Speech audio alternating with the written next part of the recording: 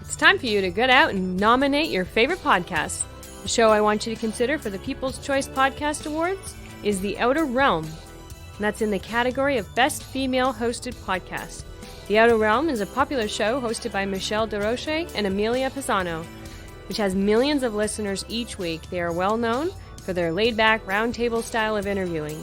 Together, this dynamic duo brings you the best of the best with guests from around the world who are well-versed within their respective fields of ufology, paranormal, cryptozoology, folklore, and anything else that would be deemed outside the realm of normal. Michelle is an international public figure who has spent the last 2 decades working in the international paranormal community in research and media. Amelia is a remote viewing medium with 10 years of working with missing children, as well as cold and active murder cases. So go to podcastawards.com to nominate The Outer Realm in the category of Best Female Hosted Podcast. That's podcastawards.com. It's super easy. So just please take a moment and get out and go vote.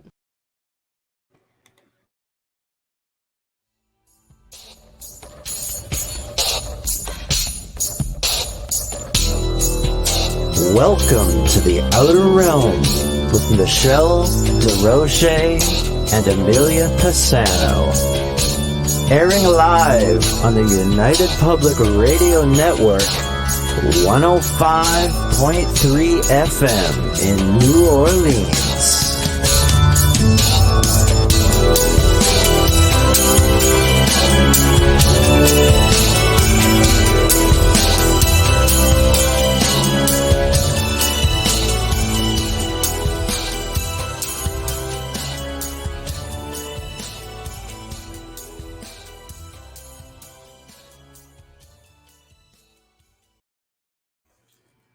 Good evening, everybody. Welcome to the Thursday night segment of The Outer Realm. We are broadcasting live on the United Public Radio Network 105.3 FM from the beautiful city of New Orleans. We are fully sponsored by the amazing people over at Folgers Coffee, who we appreciate so much because they're just like family. They are very much a part of the show. They have been with us since the beginning, and we are grateful for them, and definitely they're instrumental in The Outer Realm coming to you every single week. Also, truly grateful and honored for Dr. Snick, Justin Snicker, the sonic surgeon, who provides us with our intro and our outro. He is an award-winning composer of Halloween, horror, sci-fi, and dark wave electronic music, which can be found anywhere that good music is streaming. In the news, as you see, guys, podcastawards.com, I think we've got something like 17 days, essentially until the end of the month. So if you can just do a quick register and go and cast your vote. I have to say, whomever you want to. We have a whole really awesome lineup here on United Public Radio, but seek us out under Best Female Hosted Podcast and the Adam Curry category. Come and just show us some love. So tonight, The Outer Realm is happy to bring to you Natalie Zett. And as I was mentioning last night, she's written a book where the main character is not so much a person, but it is a tragedy. It's something that's happened in 1915. She's going to talk about this. And while innocently investigating her family's history, she came across a lot of supernatural things. And as she says, when you awaken the dead, expect the unexpected. So to chime in tonight, we are on our usual platforms. Let's see here. YouTube, UFO Gods and Extraterrestrials, UFO Paranormal Radio, Outer Realm. Facebook, we've got United Public Radio, Paranormal Radio Network, UFO Paranormal, sorry. We've got The Outer Realm, Canada's Most Haunted, News on the Flip Side, Joe Montaldo, UFO Undercover. So go and check them out. And wherever you are catching the show, if you like what you hear, if you are on YouTube, please subscribe. That really helps us a lot. And if you are on Facebook, like us up, join the group. Just show your support. We really appreciate it, and we like to interact with you all when you guys chime in. So with that being said, people are chiming in. We've got Oh gosh, yeah. Carol, Zachman, Adriana. Hello, hello, hello. This is awesomeness. Mm-hmm. Good, good, good. So I guess I should go put the banner up, shouldn't I? There we go. Whoop, hold on. What am I doing? What am I doing? There we go. Okay, people. There we go. Her book, Flower in the River, A Family Tale Finally Told. This sounds kind of like, wow, I know. right? So It's amazing how the other side just pulls you in.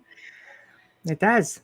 We talked a little bit about some of that last night, So how are you today, Bubbly Boo? I'm good. How are you? I'm okay. Just found out I'm babysitting 2 more little puplets tonight because said daughter is sending over her 2. She has some dental surgery and that's it. So 2 more dogs, like it or not. Oh, that's I know. nice. I found something on Twitter that a paranormal group posted, and I thought it was hilarious if I could share it with Of everyone, course. Yeah. because this has a little bit to do with what we spoke of yesterday for investigations, and it's really cute. They have a Care Bear with a little ghosty on his belly, and it says paranormal drama Care Bear. No, you don't have drama in the paranormal, right? None such drama. And there's comments all over this little poster, and he stole it from someone else and I stole it from him. So it says at the top, my EVP is better than your EVP. Oh my word. The other side says orb. It's a dust particle. That location is too far to travel to. And then there's one that says, what do you mean that I have to pay to investigate a location? That's one thing we didn't talk about yesterday, the permits and that. And then the last one, but the funniest of all, is I can provoke if I want to. Zach Bagans does it. People, I know. Yeah, you just do that, champion, and let's just see where you end up. They were saying how ridiculous some of these things sound, right? So, oh my gosh, I just thought it was hilarious. I couldn't believe how many people of the paranormal field were sharing that on Twitter. It was really cute. But you know what? It's not even the paranormal field, like we talked a little bit about last night. Hey, yes. Michael, it gets to a point where it doesn't matter what field you're in. Everybody seems to be, well, I won't say everybody, because that's incorrect, because a lot of people, do really good research and work really hard. And I just love the people who like to coattail or piggyback on those who do most of the hard work, or who spend their lifetime, like decades, doing hard work and hard research. And next thing you know, you have somebody coming back into it and who wants to, like I said, what is integrity worth? How much is it worth? Oh, for some, you can buy them for a dime. Right. Yeah, it's pretty disgusting. There is no integrity if you can sell dollar bills at them. Yeah. No, there's no integrity. I mean, everybody needs to be compensated for time and stuff like that. Which, hi, Sammy. My niece. Yeah. How you, of course you have to be compensated, but with that in theory and thought, think of how you got that information. Did they get compensated for it? Oh, I know. So even an accreditation is something. Sure. But when you're taking credit for someone else's work, go to hell. Sorry. In a perfect world, that would be really awesome. It's funny because we had, we did a pre-record yesterday that I always say is sort of a pre-record that went the other way. But anyway, a little bit. Just talking about, we asked this question because he was talking about UFOs and abductions and things like that. And I said, okay, well, what do you have to say about the negative blood type? And Linda Moulton Howe's name come up right away. And I know she researched it, and I know she talked about it, but I also know it did not start with her. That it started with Joe Montaldo and Icar. And all of a sudden, everybody runs with it. And now it's this thing. And after a while, you just seem to forget the origin of the research. Yeah. Broken telephone becomes very convenient for some. Sure. Sure. I had to mute my mic because I was dropping everything when I moved that. Oh, that's good. Like the shuffle today, Bubbles. It's just like, it's just an echo of my day. Oh, and there goes the other one. There goes the alarm. The dog. Yeah, there we go. So that's quiet at my house. He barks at any package that's at the front door. We always ask him if there was any coke or meth in there. And he barks at anything that's different in the house. He's old. He's 14. So So starting to get that senile Oh God, stage. he can't even see half of what he's barking at. So I don't That's get too it. funny. Yeah.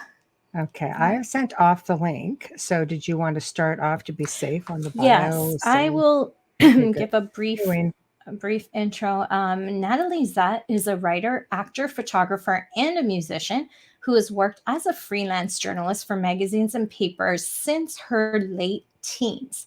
During the last few years, she became a family historian, which we'll lead into shortly. Natalie is a proud graduate of Ursuline College, Pike, Ohio, where she majored in business administration. She also graduated from Luther Seminary, St. Paul, Minnesota, where she received an MA in Systematic Theology, which comes really good with everything else tonight. Natalie is drawn to misplaced and forgotten stories because they're more compelling than the world would let us to believe. Wow. I'm anxious to see, we all have interesting, well, I won't say we all, but a lot of people have interesting lineage. I have thoroughly enjoyed researching, my family's history, and it somehow became my job after that. It just, got passed down from my uncle, all the notes, all the pictures, because he wrote like a really big hardcover book that was essentially, the family. And he's like, okay, now you're in charge. And I got all of this stuff. Like, how did all this come on to me? Well, you research. Well, yeah, dead things. Well, that's not necessarily true. I mean, I research, but it's just, I'm like, okay, well, I guess so. So I guess it's sort of like her role, the family historian. But it really is an honor to be a caretaker of all this amazing information. And there she is. Hey, Bam. Hello. Hey, how are you? Hey, how are you? Where are you? Where are you? You look in you're such an elegant place you're in. Oh my gosh. I was like wondering what you're talking. Where are you? I'm like, she can't see us. Yes, like, where are we? I know, we're here. No, yes. I know you're there. But like the where is the where, it's like yeah. Well, you're both in the East Coast or where? No. Yeah. Well, no, actually we're in Canada. Streaming from New Orleans. Yeah, we don't use that word though, but that's cute. Yes. Listen, my in-laws are in St. use Catherine, and they do use it. Okay, all they're right. in between Michelle and I. If they're in St. Catharines, they literally live in the middle of both of us. Yeah. Oh my gosh, I love it up there. Can we come live up there? We were going to go live in our cousin Helen's basement until this all passes through. So yeah, I don't know. Right now, I think you got people trying to go the other way. Do you really want to come here? Have you seen our leader? You've seen ours, okay? You've seen ours. They're not that different. The other thing is going to Slovakia, where they have a really nice woman presence where my family's from. It's like, well, it's a little bit of a stretch, but hey. It's a little too close to the war zone. Well, it is. Yeah, I've got cousins in that as well. So yes, it is. Oh, I'm sorry to hear that. Yeah, that's rough. So I think we're all affected, but thank you. It is. It's every day is something. So 2022, what a year, huh? But you all are doing well. Yes. Yeah, we're doing really well. We're pretty fortunate. I mean, for now. For now, yeah, exactly. For now, worst case scenario can always just go jump in the gorge if it gets really bad. 450-foot drop. Return to the ooze. Return to the primal ooze that we are meant to be. So yes, it is. It is something, isn't it? But glad you're doing your show. The show. Thank you. The show is, considering it's when. It was sort of conceived in end of 2018, 2019, and around there, sort of took off like a bullet. It was just like, what happened? It was, we need you. That's why we need you. Yeah. And thankfully we met Joe just before everything shut down. So that's why we're still on air. Because we were actually, we were in a station and syndicating here. And this was, this really, was our home. We weren't originally here. We were in Niagara Falls. Mm-hmm. Oh my gosh. Well, been there. Love it. Beautiful. Yeah. Thank you. That's St. Catharines. Yes. Yeah. I lived in Detroit too. So I used to go back and forth to Windsor a lot. Oh, I used to want to just stay there, just never come back. So I liked it. Now we swim across. I can meet you out in Fort Erie. I was going to say, I'll pluck you out of the river. I always tell Joe that. Just come on over. Windsor. I'll pluck you out over the river. Okay, I'm down. Let's do it. Okay, Okay, do it, Google baby. for Okay. Erie.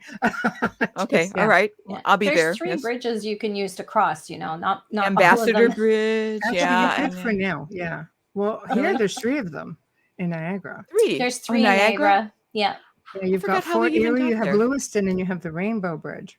Well, the Rainbow Bridge. That sounds perfect. I need to go across that one. Well, That's maybe that's where the pets probably go. that's probably the longest Nix wait that. because it's over I Niagara. know. That's got a bit of a double I have meaning. I have I'm I have cats trying to outside. keep They up. heard that, I'm sure. Okay.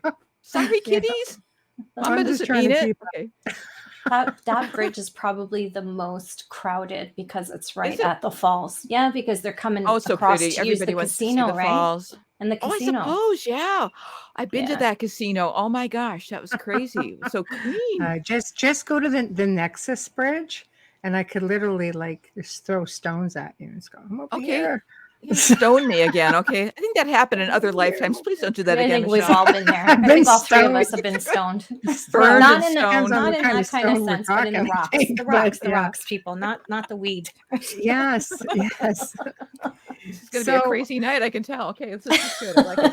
Oh, Okay, oh, go, you have ladies. no I love idea. it. You have no Okay. idea. It's really laid back. You'll Oh, is it find. really? I love it. So we were just talking about, because Amelia was reading your bio about being the Mhm. family historian, as sort of a title Mhm. that it was bestowed onto myself so I can completely Oh, you can understand. Yeah, absolutely. So what led you, why don't we start off with humble beginnings and what led you to, because I'm really fascinated by your story with all of this. What led you to pretty much where you are now? I'll let you take it wherever you want to start. Sure. Would you want me to start now? I can do that. Sure. All Why right, not? let's do it. Well, We're I live. could have been voted least likely to become a family historian because I kept trying to get away from my family. I come from I'm a coal miner's granddaughter from Oh, Johnstown, Oh, Pennsylvania. wow. Okay. right. Yes, ma'am. We're from the hills. Okay. And so my Pennsylvania's dad was beautiful. that part is gorgeous. It I really is, love but it's so poor. Pennsylvania. Oh my Yeah, goodness. It's so very poor. pretty, especially in the fall. Yes. Oh, it is. It's just that's where my heart is, in Johnstown, Pennsylvania. I love But it. so I'm from there. But my dad was a radio performer. He had a radio show, and work was not really. It was tough. So he, like so many of the people in the family, moved to Cleveland, and that's very humble beginnings, working class all the way. And so my parents, my sister and I lived in Cleveland, and let's just say I was different than the rest of the family, and I often felt that difference. And I thought, oh, I just needed to go and differentiate myself. And I had artistic inclinations. I wanted to do this, that, and the other.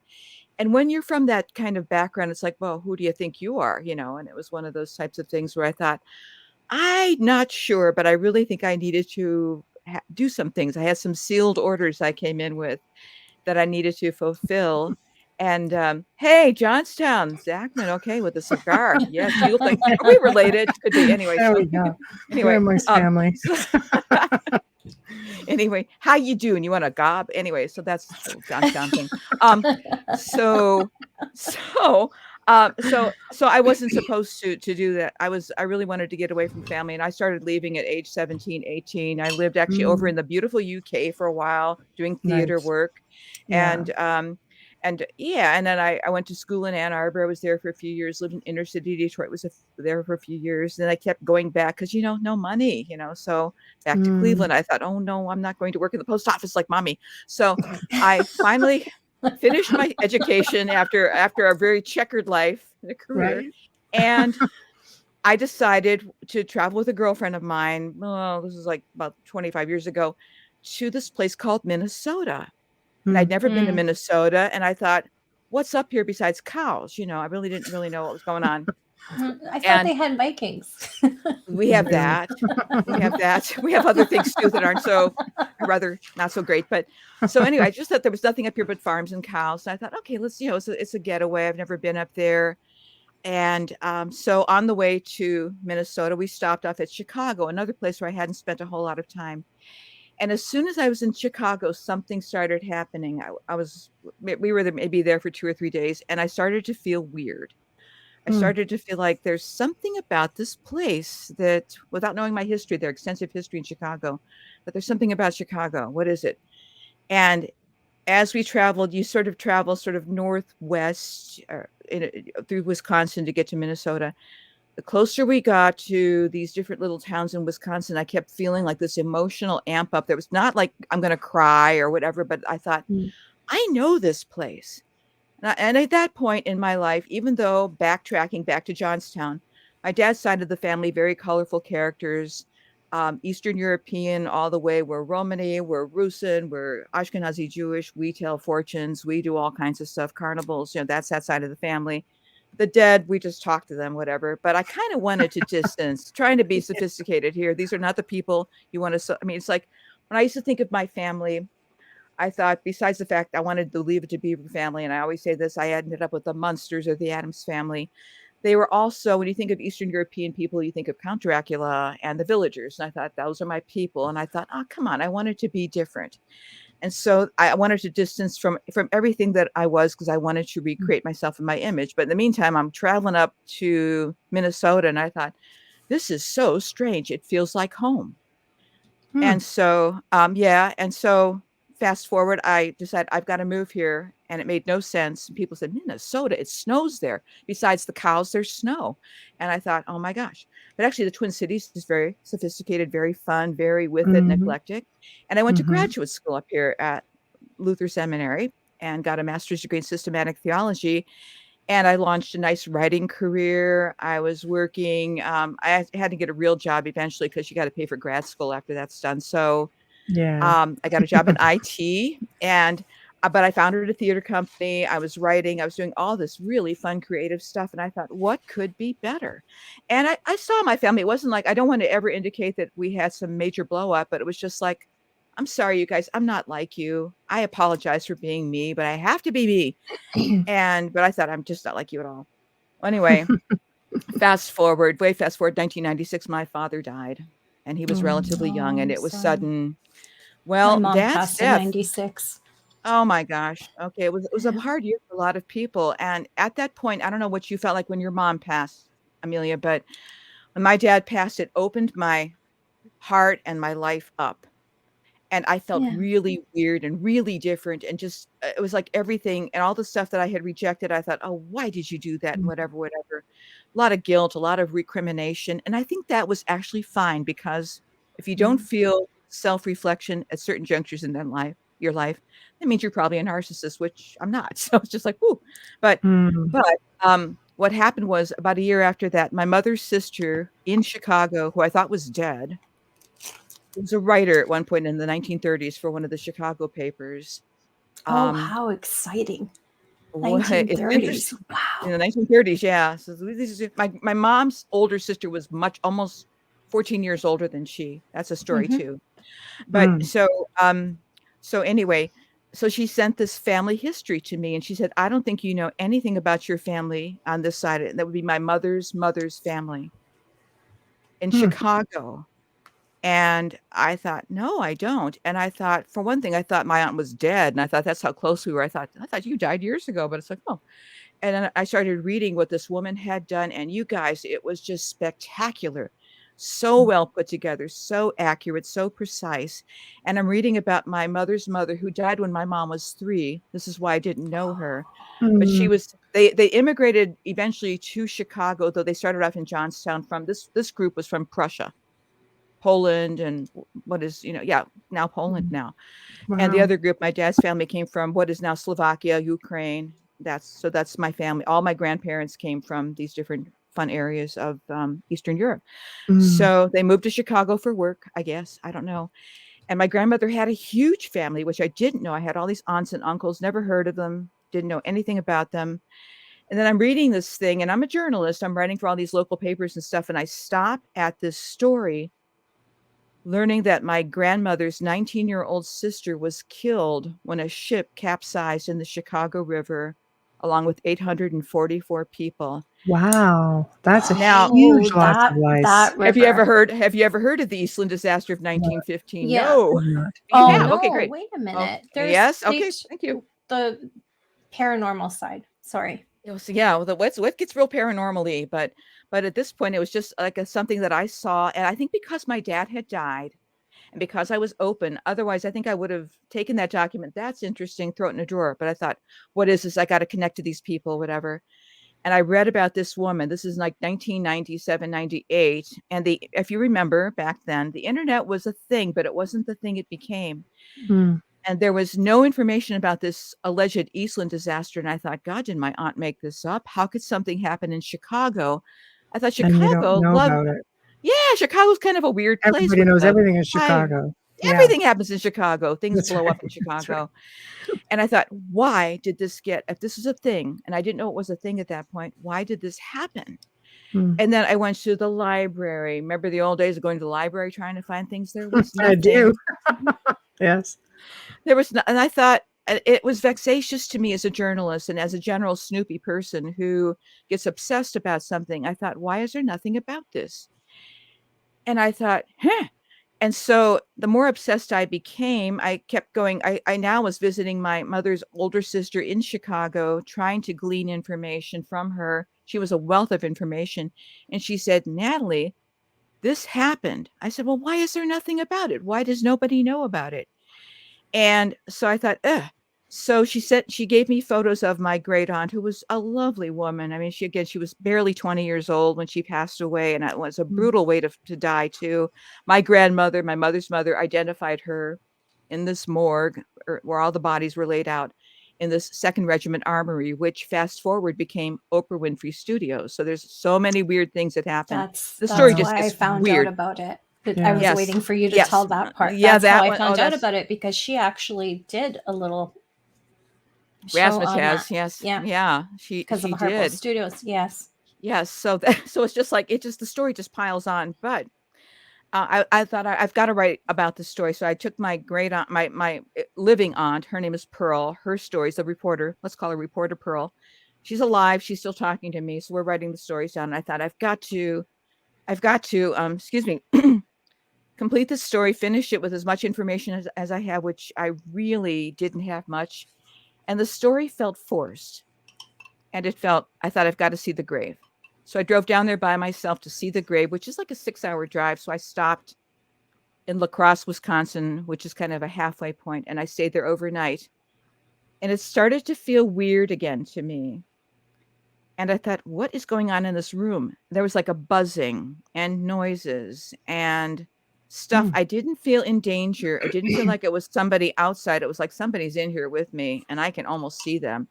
At this point, it's like I'm not grooving on the paranormal aspects of life at all. I really distanced myself from that. And I thought, you know what? Something's going on in this room. It was like as the night went by, it was like things in the room. I don't know if you've ever had this experience where they almost like come apart, demolecularize, come back together. And I thought, oh my God. And so that was happening. And then I felt like I was being touched by somebody. And I thought, I wanted to run, but I thought, where am I going to run? There's nobody in here. And I thought, did Dad's death really take me over the edge? I mean, my mind was going this way, that way, whatever. And I thought, this stuff doesn't happen to people, except it was happening to this people right here. Mm-hmm. And so the next day in the morning, I planned to drive to the cemetery, which is in outside of Chicago in a little village called Justice, very rural. And so I woke up without an alarm. I thought, okay, that stuff didn't happen. This is what happens to me with my earlier years and with this sort of stuff. It's like I immediately say, this didn't happen. Okay, we're going to go forward. And as I drove confidently toward the cemetery, I realized it's Labor Day weekend. Is the thing going to be open? It was open. And I thought, I don't know where the graves are. I've never seen these people before. And as I went to this cemetery, it was massive. And it's connected to, if you read The Hauntings of Chicago, Resurrection Cemetery, they Resurrection Mary, the hitchhiking ghost. Yes. They share the same. Everyone knows Resurrection Cemetery, but they share the same ground. So it's huge if you've ever seen it. And so I didn't know what to do. Nobody's there. I parked my car and I tried to go up and down, up and down. I thought, I'm insane by this time.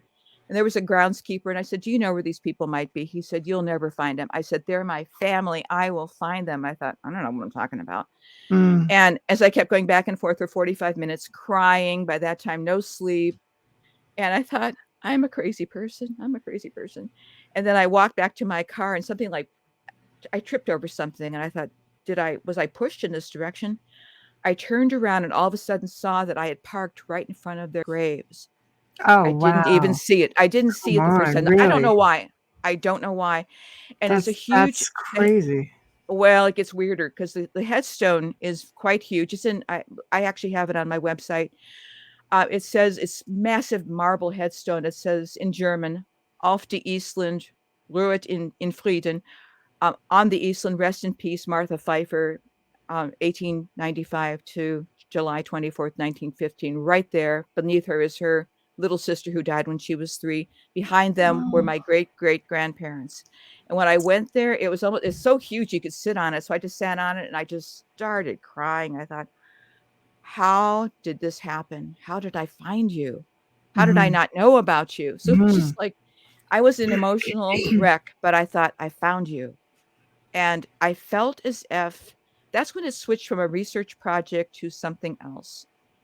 And as a journalist and as somebody that works a lot in their left brain, I thought, okay, I don't know what this is, but it is something. I knew enough to pay attention without superimposing a story, a quick explanation. I thought, let's let this unfold. Let's see where this is going. Let's see if anything happens on the way back. So saw the grave, took photos, collected some stones. I thought, I'm going to go back and write that story now, and it's going to be a solid ending. And I went back to my little apartment in St. Paul. At that point, I was living near where I went to school, a little 1-bedroom, humble but cute little place. And so I was in my little office in my bedroom typing, and I had one of those tiny little apartments where you have the little bitty kitchen and all this stuff. And I heard this crash in my so-called dining area, which is like maybe a few feet away from my bedroom. And all the stuff in my top of my refrigerator was on the floor. And I thought, we're not on an earthquake fault line up here. And I thought, what happened? Because the stuff was pretty much, if you live in an apartment, you shove everything on top of the refrigerator. That's your storage place. It's like, total, Nobody whatever. will see it up there. And nobody else will see it up there. Those Maybe family a so, tall person, including you, exactly. right? Exactly. It's like, I never saw it, but somebody saw it and it was off the refrigerator. So I thought, okay. And then put it back on. I thought, by then it was like, oh no, come on. By the third time this happened, I thought, what do you want? And I was starting to talk to the air. And then I was really scared. And at that point, I called mommy because my mom's in Cleveland. I said, Mommy, I said, just come back from Chicago. And I bought, some rocks and I bought some Polaroids. I'll make some photos for you. So you only had, Polaroid camera at that point. Digital, it's not quite the thing. Right. I said, Mommy, I think I brought back something else from Chicago. She said, well, what's that? I said, I think I brought back Aunt Martha, the one that was killed in the Eastland. She said, what? I said, I'm not sure. But I said, it's highly likely that something came back with me. And she said, well, she's a relative. She's not going to hurt you. Then she hung up because my mom was very much of that kind of, it was too overwhelming for her. Yeah, She don't was just open to acknowledgement is just a thing. Yeah, don't go So there. here I am, finished my article. And then things started escalating in terms of those types of experiences within my apartment, and the feeling like, do this, do whatever. And I thought, oh my God. So I think it was unnerving, and I think it needed to be unnerving because I thought, okay, we're going to just follow this. And there was no one to talk to. I had a couple very close friends other than my psychic relatives who were just like, yeah, sure, it happens, but they were quite a distance away, geographically. So they weren't much help. And the people that I talked to that were in my friends circle, they were good. And I had one really good friend. And I modeled the friend in my story on this one friend. But mostly I was alone, and mostly I had to learn how to deal with this on my own and go to a place where I had no guidance. And unfortunately, some of the places where there were people were a little bit too eager to explain things and too eager to kind of get caught in the psychic drama of it. I said, wait a minute, I grew up with real psychics. This is not how you handle this stuff. You handle it with respect. Right. You don't go jumping in. And I Yes. thought, okay. And I learned in life, as well as, dealing with the afterlife folks. It's like, I only want the good people coming in. There's enough clowns on the other side in my family and the living ones. There's some living ones too that I rather would not deal with. So this is who I want to come in. If this is happening, and I still don't believe it, you're going to have to guide me. And I said, what do you want? And they said, well, we want you to What do you Mm. want? And so the best thing was writing that article. And at that point, the little paper I was working for was not online, but it started to travel. And no one knew about this. So I didn't really emphasize the supernatural stuff because I had to be taken seriously, don't you know? But I Mhm. just talked about finding things, whatever. Mm. And Right. so I found that little article was not enough. And I began looking through the rest of this document that Chicago reporter Pearl sent to me. And lo and behold, I found something else. My great great grandmother, that's on the same line of family that I'm talking about, they had immigrated too to Western Wisconsin, about an hour outside of where I had moved. So in Hmm. other words, the familiarity that I felt in Chicago, the familiarity and the recognition that I felt when I first traveled up here and this desire to move, I had moved to the mothership and I didn't know it. And in a weird way, one point I was telling my Starbucks barista, remember we used to be able to go out and I'd get coffee in the morning when I'd go to work. I told her the story and her jaw dropped. She said, "Oh my God, you almost made me drop the coffee." She said, You're not from here?" I said, "No." I said, "Do I look like I'm from here? I'm only 5'3" and I'm not a Viking. I mean, come on. But oh my God. She said, "Oh my God." And she said, "You're," and I found, I mean, basically I have found, I've been to family reunions. I started to contact those folks in Western Wisconsin. Most of them have passed away since this was like, late 90s, early 2000s. They were lovely. They received me, but it was the weirdest thing to find this whole branch of family that I kind of looked like, they kind of looked like me, but they were farm people in these small, small towns and very religious. And here I am, kind of the freakazoid for other relative, but they were so welcoming to me. It's just like, "You do Tell what? me. You do what for a living?" Yeah, well, I didn't even have the hair, but Yeah. I'm a little out there, and so that's kind of that's kind of it in a nutshell. I got a whole other set of relatives now, but what struck me again more than the supernatural experiences, it's like, how did I know or how did I hear their voices to come up here? And one of my friends, who's a fairly well-known author, she said, "Natalie, maybe you're the only one who would hear them." Makes So sense. it made sense. So Yeah. then, fast forward the book publishing journey, I felt I didn't want to write a book. I only ever wanted to write articles, and that's how I made a lot of my living, as well as my IT job, as well as everything else. But I thought, it wouldn't let me go. And so trying to get a book like this published when you're not a known entity, was very, very difficult. Very, very Mhm. difficult. And, when I did get interest, it was like, "Well, we'll take it if you do this, if you take this out or do whatever." I said, "No, I'm not gonna do that. I have to write it as it happened." But I still struggled. And then in the midst of that, I was in a big car accident, which created some, head trauma, Oh. little memory Oh my loss, a little weird gosh. stuff. And it took Yeah. about, this has been quite the journey, about 7 years to maybe longer to kind of come back. Picked the book up again, and then again, I had to I thank God I took good notes because memory stuff kinda got a little messed up in there. Mhm. And so, way fast forward, I'm not gonna go into every freaking detail, but, um, the last couple years or so, the thing of independent publishing, self-publishing became a respectable thing, and I thought, "I'm going to do that."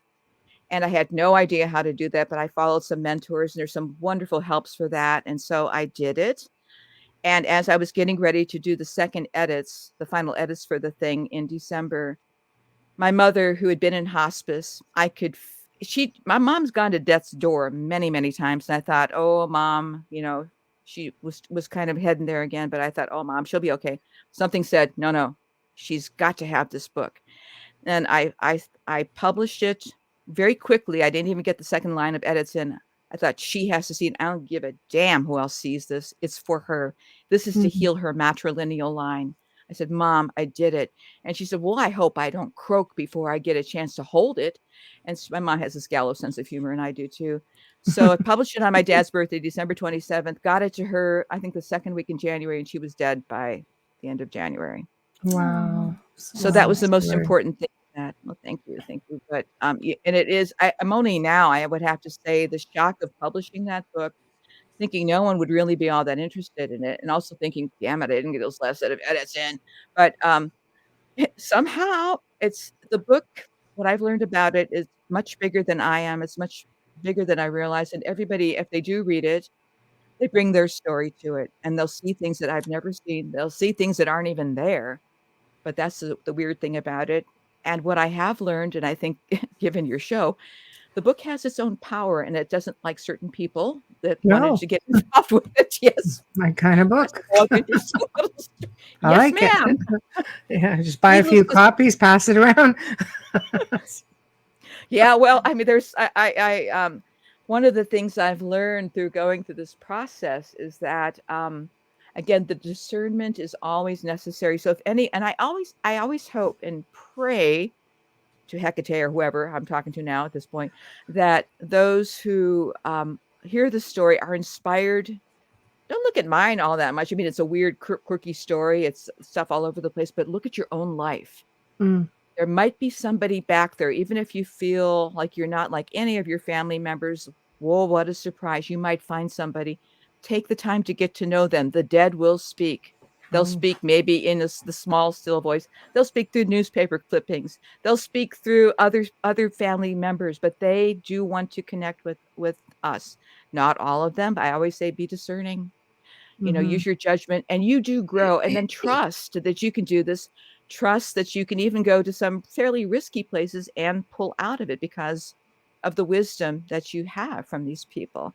So I always Mhm. encourage people to do their own, if it's not writing, do like what you're doing, do YouTube, do whatever. And I have been a writing teacher at the Loft Literary Center in Minneapolis, St. Paul. So I do teach the stuff as well.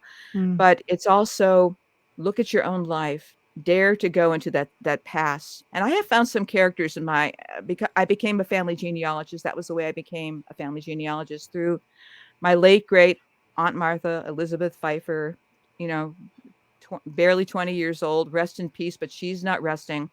And I really do feel as if she has had a hand in a lot of what's happened. I think that I guess sometimes I clutch my heart and I think, oh my God, what would my life had been like without her?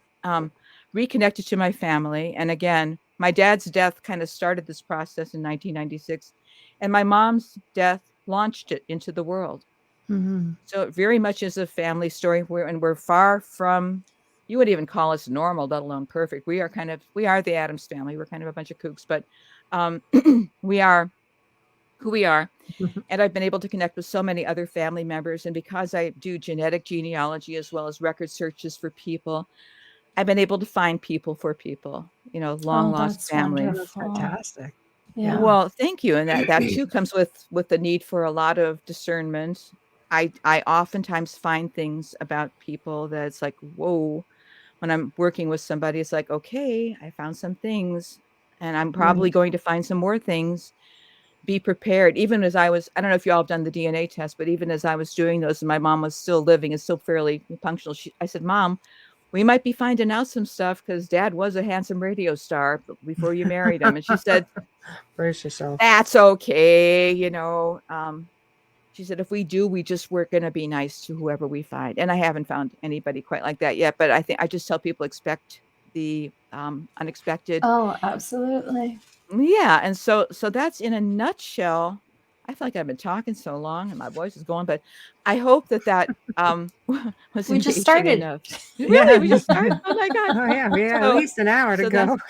we got an hour to go. Okay, I Yeah. talk Oh fast no. because I'm from the East, I but I think it's great. I mean, you it's almost like not only did you find your family's history, mhm, yes. you're pretty being a theologian, you're a pretty logical individual, and all of Yeah. a sudden you are discovering your whole paranormal side and your abilities Mhm. and I know, I mean, the dead do speak. I mean, my grandfather was notorious for doing this to me all the time. You have to go to France. I don't want to go to France. You got to go to France. No, I'm not going to France. I go on a vacation. You're not going to France? No, no, he's dead. No, I'm not going to Mhm. France. Not yet. I'll go to France next year. But it's just they push you in the Mhm. direction that you're Yes, yes. supposed to go in. And I found Interesting. my entire lineage, a huge part of my lineage in France. So it Wow. was Well, just a that push. name. Wow, yeah. Well, So he'd leave things on my PVR. I'd ask everybody, okay, who put this on the PVR? Nobody. Right what's a next. PVR? Excuse me, I don't know what that is. I'm Oh, just sorry. When you're I guess it's like a recorder, but Pre-recording. Oh, okay, Yeah. okay. recording Okay. on for your television. Personal video recorder, Yes. I Oh, think. thank Yeah. you. See, I'm just so out of it here in the Twin Cities. Me we too. just- 'Cause I was No. tongue-tied You house. probably really call found it. Yeah. You probably call it something else in the U.S. Some Canadian to American. Yeah, Okay, maybe. thank you very That's much. all it is. PVR. Now I know something. Okay, continue. I'm sorry, Michelle. No, sorry. But the following time we connected, I'm like, did you leave that there? And his response was, now she gets it. Well, thanks for that. You have to This is bully me. awesome. Yeah. Oh, it was amazing because everything that was Wow. on that program was a big push into everything. I do believe they reach out. I believe that the dead, leave signs all the time, and the living just Mhm. fail to recognize a sign, Mhm. fail to Mhm. pay attention. Life gets Mhm. busy, you get pushed into different directions. When you were feeling these feelings of, there's something with this place, Mhm. Mhm. you were connecting to it, and did you know that you were making a connection, and did you feel you were being pushed into, picking up on all of this? Or was it At just this, like, I don't feel right here and I don't know why? yeah, it's you're asking really good questions, Michelle. For one thing, when you said push, that resonated with me. It was almost like something was behind me. That first trip to Chicago, when I didn't have the background, I thought it was something that made me very uneasy, but not in a creeped out kind of way, like, oh, Right. because I loved Chicago, but I thought it was almost as if Chicago was speaking, if that makes any sense. Sure does. And I slowed down. I thought, there's something about this. It's like, I've seen this before, though I'd never been there before. Hmm. And it was uneasy. And it was almost like, and I can say this too, and I can back up a little bit. It was almost like, pay attention. This is going to come in handy at some point. I should tell you one other thing. When I was at seminary, I had a lot of student jobs. I was a writer, did all these, weird student jobs that you do. I worked for an adoption agency in St. Paul. Hmm. And my job was, because I was a published writer, I'd get these jobs. You can write stuff, right? Yeah, I write stuff. So at that point, they had opened records for people. So if you were a birth child or a birth parent, you could get the information on your child or your parents. No identifying information, but I would take the records and I would write the biographical information for people. So say a birth mother was looking for her child, what happened to them or whatever, or most of the time it was a birth child looking for their parents. Every frickin' time that I did one of these, the child followed the path more or less of the parents. And again, this was well before 1996.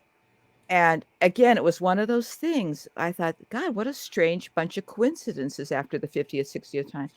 And I thought, at that point, even though I had gotten away from my family, didn't want too much to do with them, wanted to be myself in my own bubble of fun friends and everything, that maybe there's something to this. Maybe this whole, nature thing is more powerful than I realized. But I remembered that when I was putting the book together, I remembered when I started to put things into place, I thought, oh my God, I followed a path that I had no idea about. So I guess one thing is not unusual, but very few people talk about it. There is a writer, former Hollywood actor called Hank Z. Jones, who's written a couple books about paranormal experiences amongst genealogists. And most common one, I should say, is finding the graves of people that you've never been to the cemetery. And I told Hank, I said, I thought I was special, but I guess it's not very, I'm not special, damn it. Anyway, so, we think you're special. Don't I think you're special too. I think so. Can I just interrupt for 1 second? Because there's a comment I just want to address. Kathy Lampart. FYI, audio is choppy in parts. Have to read closed captions. That, Kathy, would be on your end or Facebook's. It wouldn't be from this end. No, we're all good at this end. We're all clear. So if you're having a problem, maybe try another Facebook page or come over to YouTube and watch it. Yeah, nobody else is reporting anything either. No, no. Okay. That's usually when there's a cutoff like that. That's usually on the receiver end. It's usually your connection, your internet, or just restart that page. Okay, sorry. Wow. I just, because she's been there for a while. Yeah, I want to address that for sure. That's okay. Hope she can get back in. Yeah, I know how that is. There's 8 different places she can be at. So wow. Yeah, okay. so we do aim to please. That's just the live. Yeah. Yeah. Wow. Archives are 200 and something. Yeah. Whoa, So there it we looks like go. it's just us, which is interesting to me. But Isn't I it like that weird? feeling. Yeah. Yes, it is. It's very weird. Ba, ba, ba. Guess what? No. Okay. Thank you, Kathy. tell me, Thank you don't for tell me. letting us know. Thank you for telling us. Yeah, good luck, Kathy. So Ah. why do you think that like when you were digging into this history, Mhm. did you find out why this accident happened and why you couldn't Mhm. find anything about it, or Mhm. Oh, human that I did. error? Or just, This About the is a capsizing mystery. of the boat? The capsizing of the boat. Well, why? Well, here's the thing. Why did it happen? Okay, so as with, okay, I'm also from Johnstown, Pennsylvania, which is known for one thing too. It's big flood in 1889, right? So there's a yes, theme in the yes. family. Okay, wherever we are, some people won't even travel with me because of this, but um, that something happens. So with the Eastland, it was one of 5 ships that Western Electric. Do people know Western Electric anymore? Because I realize Mama's been around Yeah, for a while. Okay, it yeah. was like the equivalent of the Silicon Valley at one point in the late 19th, early 20th century. I mean, films, electricity, light bulbs, phones, everything. They were the be all end all. They had a big, massive plant, which was like a city in Chicago in a big area called Cicero. Anyway, so they had an annual picnic each year, and they were a big to-do kind of place. And they chartered 5 ships. The first ship, the Eastland, was made constructed rather in South Haven, Michigan, by the Jenks Shipping Company. The thing was created to be a speed queen, to be a racing thing. It was massive, but they kept modifying it to make it faster and faster and faster. And as they would take passengers, it started to develop what's called listing problems. Again, not a naval architect, but it would go one side to the other to the other. And then, No it gets stabilizers. yeah, they had the ballast and stuff, but here's the other things that happened though to it, which is just, if I die, I'm going to go chasing these people when I find them on the other side. So what they did was they had a slow season, and the Eastland event happened in July. They had a slow season. The previous season, they were losing money. And so what they decided to do, let's pack this ship, the Eastland, with, I think, double the number of people that it was supposed to take. And on top of that, remember the Titanic? It happened 3 years before I the was going Eastland. to say, like, it Yes, ma'am. sounds a bit like make it faster, go faster, like a Yeah, but technology. Well, The race. so they make yeah, it so so it the gets Titanic better. happened. Oh yeah, Yeah. so the Titanic happened, and so what they had to do was have lifeboats on top of the top heavy ship Right. for each passenger. And Right. With then, no it's even weirder. stabilizer. No stabilizer, and then they also used concrete on top of the ship to fill in the rot. So the ship was overcrowded. They think maybe 2,700 people were possibly aboard. They weren't sure. And they weren't on for just but a few minutes. And the thing started going one way, the other way. And one of the survivors said it was like an egg kind of like going over in the water. Mhm. And people were, my great aunt was crushed and drowned beneath because she was in the hull because it was raining that day. Boiler making. Oh my God. I'm so sorry. Oh my gosh. Okay. There were people that the crew jumped. They knew something was going to happen. They escaped, but then there were these heroes that came who were drilling holes in the side. Were just like, people were just doing all kinds of stuff to try to help. People that were watching this thing take place were trying to help, so they were throwing anything they could into the water, sinking people, killing people. Yeah, so it was just like chaos. And because everybody was leaning to one side to look, that didn't help either, because there was too many people. So they actually helped destabilize the ship. They stabilized the thing. And I think it probably would have happened anyway. They said it was like people going to one side, but yeah, I think it was just doomed. Again, those lifeboats, I have in my book, the Titanic helped kill the Eastland because of the freaking lifeboats. Right. So it's a very true statement. And there were so anyway, it was just a matter of seconds, and all those people, the Chicago River was just a cesspool too. So that was the other problem. So when they were thrown into it, terrible. Yes, it was, there was just so many things wrong. So that's why it happened. There was there were huge trials, and it's been a while since I've looked at all. To be honest, they're kind of painful to watch, because it's like, oh my God, everybody was finger pointing. But there were definitely people on the take who got For what they sure. wanted and they Sad. walked away, right? Yeah. For The sure. Red Cross helped. I got the Red Cross records, and they gave my great grandmother and the surviving children. My great grandfather had died about 18 months before my great aunt was killed too. So her husband's dead. Her oldest daughter, who was a wage earner for the family, was killed. Mm. It was just bad news. So the Red Cross helped. There was some kind of Eastland Society that Western Electric had set up, or Eastland funds, excuse me, that Western Mhm. Electric had set up to give some money. I don't think my great grandmother and the children were poor, but they certainly weren't wealthy. But the Mhm. question why the Titanic has however many movies and there's no Eastland movie yet, I think a lot of it Yeah. has to do with class.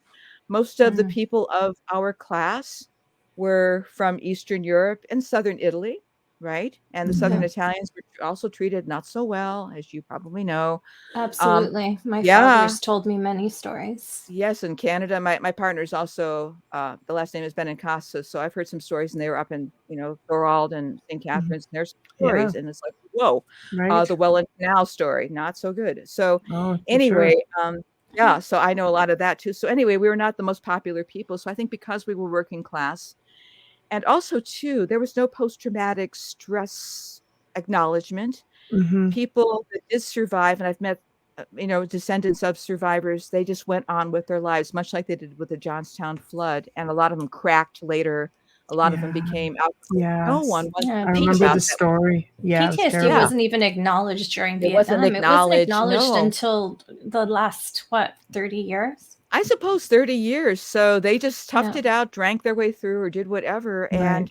didn't talk. I have remembered too, my grandparents, the ones who did survive, and the aunts and uncles who were from these, countries. They didn't talk about No. stuff. They just, if you'll get through, everything be okay. And it's just like, yeah, you're doing well. But that was just their way. And also too, I think we forget that back then, talking about feelings, Mhm. Well, you didn't manly do men that. from those eras, you don't do Different that. So times. They Well, don't do I that. yeah, No. just found out last year that my uncle, who is now 96, was a yeah, prisoner of war for 3 months with the Nazis, and I didn't know till last yeah. year. And I They didn't didn't talk find out about from it. him. I found out from someone else. That's what often happens. I'm glad you have that, though. I'm glad you have that information, Amelia. Yeah, It's well, I have important. a lot because I don't know if you noticed my last name. They built Pisa. So for me, it's very easy. It's my mother's side I want to search. My Oh my father's, gosh. I So just pick up a history book. It's not it's your a big mother's, deal. I have to ask because my partner will ask which part of Italy? Southern Calabria, like right Yeah, inside that's where they're the from. Ionian Sea. Mangone, Calabria. That's where they're from. I don't know where that is, Yeah, but it's we're yeah. right by Reggio, like just right next door. She'll want to know. Okay, thank you Yeah, very much the for that, beaches are because gorgeous there. That's how I are know. they? That's how Yeah, you it's know. like Oh it wow. looks like the Caribbean. It's not.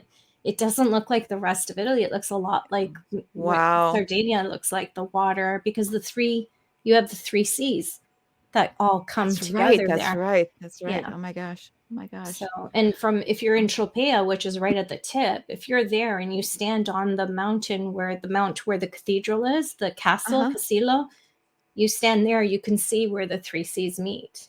Oh wow. It's a You can beautiful see. spot. It's a beautiful spot. But it was It's a beautiful. actually it was actually named Italia by the Greeks before the rest of Italy became Italy. Oh my gosh. Oh my So gosh. that Love part, it. and then like Rome, Campania, up to there, to the south, was Italy at the time, way Yeah. back. That's But yeah, that's incredible. so That's incredible. but yeah, my mom's side, I'd love to.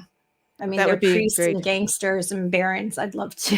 You need to talk to Pat. Anyways, well, as I said, we don't talk about that in the family, but yeah, we do. We do Yeah. have I have the colorful characters. You mean too, the but priests yeah. you don't talk about? That we definitely want to talk about, but the other ones, it's like, yeah, there was big business, as we say, going Yeah, on. there So is. There is. All of Europe that's is okay. like that. Oh All of yeah, Europe. Eastern Europe. I Yeah. mean, God, we all have the big business. But what's interesting about your Italianness, before I met Pat, before I moved up here, I made my main character.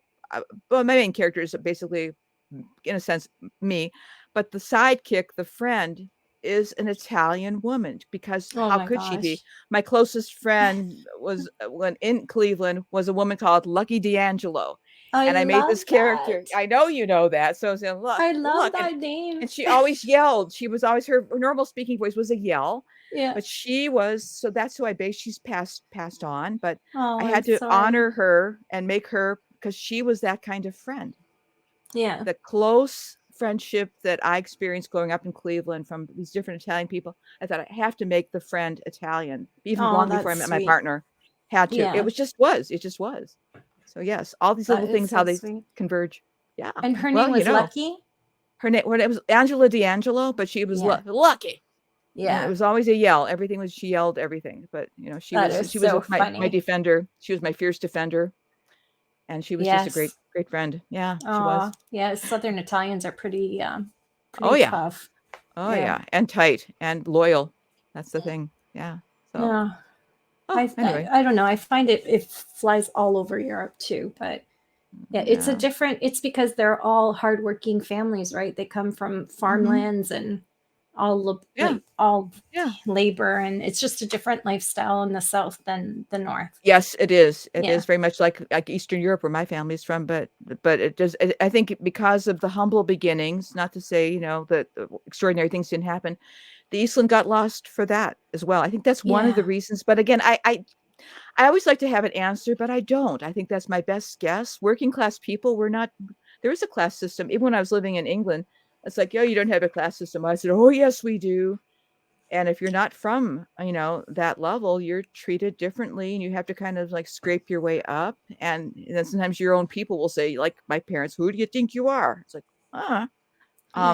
so there is that struggle that has never really left. And so I think that's part of it as well. Can't really prove it, but that's one of the guesses. And again, because of the trauma, because there were no celebrities, again, Unlike the it kind of got Titanic, who lost. had the ashes. Yeah, exactly. Yeah. And celebrities get treated differently, even if they're kind of celebrity-ish. I believe even the architect of the Titanic was a bit of a celebrity himself as well in his that's field. true. Yeah. Yeah. So those are my speculations, and it's just hypothesis at this point. But the ship obviously went on to have another life. It did, as a because Willamette, yes. Because of Dolly's comment about her father's father being a boiler maker to re-equip the boat for the Navy. Yeah. Yes, I think it got decommissioned in 1945. It was the wow. USS so Willamette. Went on so they to have kept quite going. the life. Yeah, it did, with all the ghosts and everything else that were in that thing. It So, probably cost too much to redo it too. Oh God, there was a lot of mistakes made with that. Yes, it was a training. I think a training vessel. So isn't that nice? So that's well, it is a main character though. I mean, I sadly I wouldn't have had a book without that thing, but I thought it's also a way of claiming that thing as part of our history. And my grandmother too, I think she died of a broken heart when my mom was 3. She left Chicago to go back to Pennsylvania to marry my grandfather. This was her second marriage. Had my mom, died 3 years later. And I think she wanted to escape because she had to identify her sister. She had to deal with this stuff. So it's just like, but even without that, the trauma traveled down. Both my parents were born into tremendous trauma, and I'm amazed that they did as well as they did, both sides. And so it travels down to me, and I don't know what's going on. It's like you just kind of see the symptoms of something. But the healing part for anybody that starts to go back, you start to see what happened. Maybe not. Sometimes situations are not worthy of forgiveness. It's like, what? If there's some real scoundrels, it's like, but at least you understand and you stop blaming yourself. It's like, no, you're this way for a reason. And it's not because of anything other than the fact. My dad used to always say, it's in the blood. It's in the blood. Well, it's like DNA. It's like imprinting. Yes, it's imprinting. I think that's a great word. Yeah. And it's like, and when you know that it's imprinted, it's like, well, wait a minute. My mom's father was involved, let's just say, in some not so cool activities during World War II. I mean, even though he was living over here. My dad's side of the family is we have Ashkenazi, and my grandfather was, let's just say, the opposite of that. And I thought, you don't have to make that choice. When I tell the story, it's like, you don't have to choose to be one of those people. You can choose to be loving and accepting, because we are so many things. So if nothing else, many of these people serve as bad examples, and you can look at them and just say, oh, no way. And so they are instructive. So to me, it's like, bring them up, bring them forth, talk about them, tell their stories, I give more airtime to the fun people and the interesting people, but the other ones help make us too, and they are in They've us. all got a story. They all had a Oh part to yeah, play Yep. they in the do. journey, right? You have to be Right. grateful and thankful for every experience. Whatever, and you take that experience and you remake it and twist it and do it, put your spin, and Absolutely. Perspective's everything. and it creates a healing. And I don't think healing is an arrival as much as a series of steps that we go through. And it's like, I don't think you ever land, but you can feel a lot better about things. And if your oddness, your strangeness, I met a long lost cousin a few years ago, and she used to think I thought I was so weird because I wasn't like, she didn't know of any of us. And she said, I thought I was weird. And she said, but you guys, you're all weird. I said, yeah, you're like us. You're a wacko. Embrace it. Embrace your insanity. How did you feel Make it work for in that? Wacko-ness, How did you feel in that moment, Natalie, when she said that to you? Like, how did you feel? Did you Oh, feel like you were perfect. home? Oh yeah, I Yeah. think she felt like she was home. It was good to give her that because it was hard for her. It was just one of those unacknowledged situations. And actually, it was, again, she had a son who is one of those people who also seems to hear the voices, and he can, not through DNA, that came later, but he constructed a family tree because he was so driven and so curious. And he's a wonderful, wonderful person. I'm so glad he's in our lives. But he brought us all together. So it's just like, it's nice to see it go to the next generation after me, because it's like, who's going to pick up the torch? This guy, so it's just, but I think it was healing for all of us. But at first it can be shocking. At first it can be upsetting. At first you can get so angry. It's like, well, why didn't you acknowledge me? But I think when she saw all the psychics, all the practicing witches, all the stuff, because she was drawn to this stuff and she didn't know why. And she was kind of, I think, made to feel bad about it. I said, yeah, it's normal. You should It's see just the this stuff in the going wood on. pile that you don't talk about. Exactly. Wouldn't We have did. been Oh, acceptable to talk about. yes. And No, when I not told when her, we were growing up. No. and certainly for, No. us, we talked about it, but it was one of those things where I just thought, oh, please, you know how kids are. You want to do the opposite of the family. But when I found out too, and I did some research, this is on Dad's side in Slovakia, we had an ancestor who was indeed purged during the Inquisition, which made its way through Eastern Slovakia. So Wow. we did lose somebody there. So it's just like, I always felt that there was probably somebody that ran afoul, even though our family didn't come.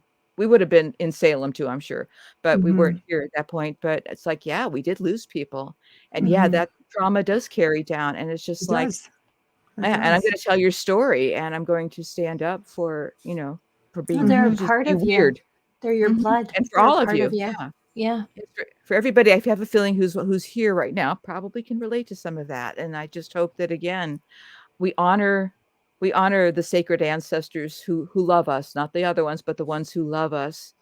And they give us power, I think, when we pay attention to them. And in a sense, they ask very little, but they give so much. And Well, they they protect us. guide you, and Yeah, I think people need to spend more Mhm. time, paying attention.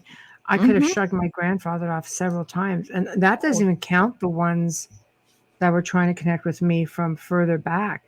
I've Wow. had people from other lives trying to, come through, and I'm just like, I don't know who these names are. Like, and I apologize. I feel really bad. Like, I'm very sorry, or somebody from like way back that I don't have recollection of people, Yay. even from my family that go way, way back. And, but I mean, again, you go a lot of, working in this industry, I have a lot of, gifted people who would say, hey, blah, blah, blah, blah, blah. These people trying to connect with me. I don't know. But I mean, my ancestors. Yeah, that's fine. but yeah. And eventually when you dig, knowing what I know now, I'm like, oh, maybe I shouldn't have. I mean, I was not very harsh, but I feel bad because I really didn't have anything to contribute to the conversation aside from thank you for reaching out. That's great, though. It's welcoming. It's gracious. I always say, treat the dead the way you treat a living person who's well-mannered, of course, leave the stuff on my refrigerator and we can talk, don't bug me. But I think, I'd never see it because I'm 5'3" too. So it's like my fridge is tall. Yeah, we have a smaller fridge now, but that stuff's not allowed to happen in this house. But I think that but I think the whole thing about, I don't think of, to me, there's nothing super about the supernatural. To me, it's completely natural. That's and true. It's just like, don't get all some of the folks that when I was trying to get answers to this, I'd go, we have a lot of really good psychic folks in the Twin Cities. And there was one who was holding these classes, and she was wonderful. She was every bit as good as any of my relatives. But some of the people that came, I think they wanted something that couldn't be gotten in a situation like that. They needed deeper help rather. And a lot of it is part of this journey. It isn't glamorous. It isn't fun. It's painful. It can upend your life. And it's not always about the high that you get from, oh, there's magic. It's like, yeah, there is. But, you got to go through the valley sometimes, too. And that's also part of it. And the strength that it creates inside of you. I think that's the most important thing. And the maturity that it does require and the stability that it requires, I think, to do some of this stuff. I think some of the people just didn't want to go through all that. It opens a door to a different world. Oh, you yeah. have to be prepared to step through that door. Yes, ma'am. And take everything that comes at you. But it's so rewarding because, people don't realize the energy it takes for a spirit to reach out. It's such a gift. Anything that they can give you, it's such a gift that you don't fear it. Just, just let it hapen. I mean, be careful. There's a lot of stuff out there. We don't want to make it too easy. No, they don't. They don't. We'll be clearing everybody. Yeah. Well, yeah, exactly. But to your point, though, you're absolutely right. It is about that. It is about discerning. It is about setting up, I don't know, boundaries, and maybe that's the best word for it, but not walls, but boundaries to just say, no, absolutely boundaries. Absolutely. And you do that with the living people too. And again, as I've learned, as I alluded to, this book seems to not love certain people and other people it doesn't like. So it's just like, and why do you think? Why do you think? I think that's a curiosity. It's a curiosity to me too. And I'm struggling only because this is a new awareness that I've had. When a person becomes, something, I mean, I'm very introverted, and I'd rather just, Michelle Freed said to me, she's, what's your goal? I said, to become an elderly recluse. I really that's my goal. I don't want to talk to anybody. One of those eccentric old birds, aren't you? you? Yeah, yes. You throw rocks at people like Emily Dickinson. But certain things that activities that I've engaged in my life have drawn people that are interested for not good reasons. And so it's just like, and I'm fairly, I'm part of my family, so I can discern certain things. But when it's somebody who's close, when it's somebody who I'll let my guard down with, in some ways I hadn't recognized. There was a certain situation that happened recently. I didn't really recognize it was happening. And there was a way where this person who wanted to be overly involved with the book process or whatever, it was almost like every time this person would try to get involved, things would like blow up, literally. And it was just like they couldn't figure out what they were supposed to do. It was like, I thought it was like there was a scrambler happening. I thought, wait a minute. I stepped back. I was looking at it from just the logical point of view. I thought, well, this is logical. Here's what you have to do, blah, blah, blah, blah, if you want to be supportive or help or whatever. It was almost as if the language was being, and I can't prove this, but I have a feeling somebody else had a hand in it. And my partner always says, there's a way where Aunt Martha does not want certain people involved. Okay. And that's it. And she makes it very clear that this person was not going to be involved.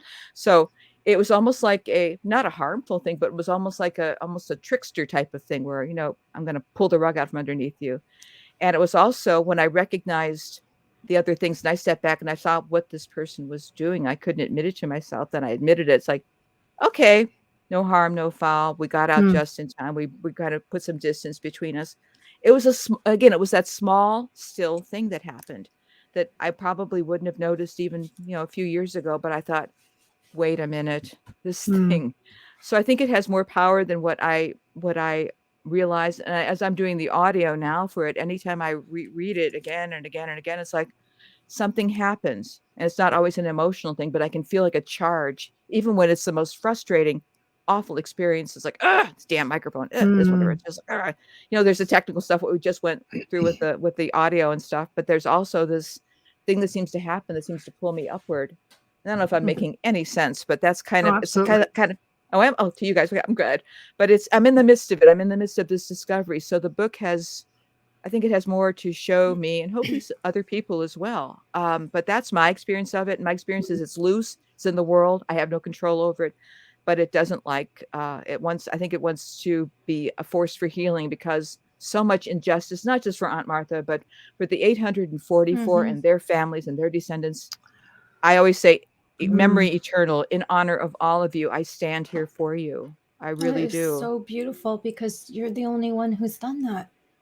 Do you Well, think some maybe they people need to have. get moved over? No, Do I you think mean, that's I why mean they're that you have this book, this story that they can Oh, go that's a to. particular story. You're the only person who's done that research, that work, and it probably means a lot to so many people I hope whose so. I hope descendants were so. on that boat. Well, I yeah, hope there's a so. lot of families involved when you think about Oh, how many yeah. Oh, descendants came yeah. from 800 people. Exactly. But do you think, do you think Mhm. they're having these issues from unfinished business? Do you think it's because there's so many here that are stuck that maybe need to be moved over? I don't know. I think here's the nice thing that has happened. I should say there is an Eastland Disaster Historical Society. There are a lot of good things that didn't exist when I started doing this. So there are helpers on the way. Are there Right. people who are stuck? I don't think when I was thinking about that whole thing with my aunt, I thought, why is she throwing stuff off my, refrigerator? Why is this happening?